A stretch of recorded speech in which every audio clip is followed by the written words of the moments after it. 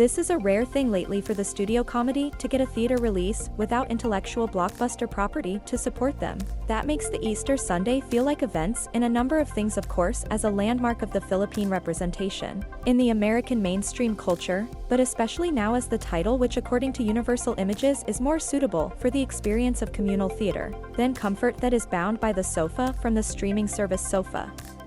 What is needed to make a complete experience is so that the film becomes funny. Weak Easter is not too funny. To be fair, the premise has an appointment.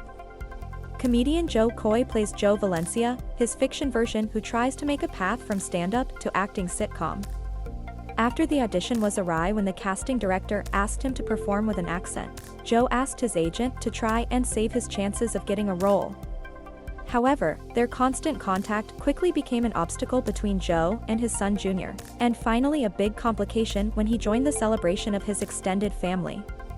Easter Sunday 2022 Class D player Jo Koy, Joe Valencia, Lydia, Gaston, Susan, Brandell Jr., Eva, Noblezada, Ruth, Carly, Pope, Jay Chandrasekhar, director Jay Chandrasekhar Synopsis, set in part of a collection of families. To celebrate Easter Sunday, this comedy is based on Jo Koy's experiences and stand comedy. To be fair, Joe's professional life is far from the first priority for all his families, most of whom are trying to navigate the old conflict between his mother and Theresa, Tita. Both sister Joe and Titos or Titas know how or why their battle begins, but his tension is mature for comedy, at least in theory. But apart from knowing the blink of the real universality of the Philippine family in battle, there are not many actual jokes. Conversely, this film invests the screen time in an increasingly absurd subplot involving Joe Eugene's cousin, who invested the initial funds from Joe into what Eugene called hype trucks, rather than a taco truck that they both agreed on.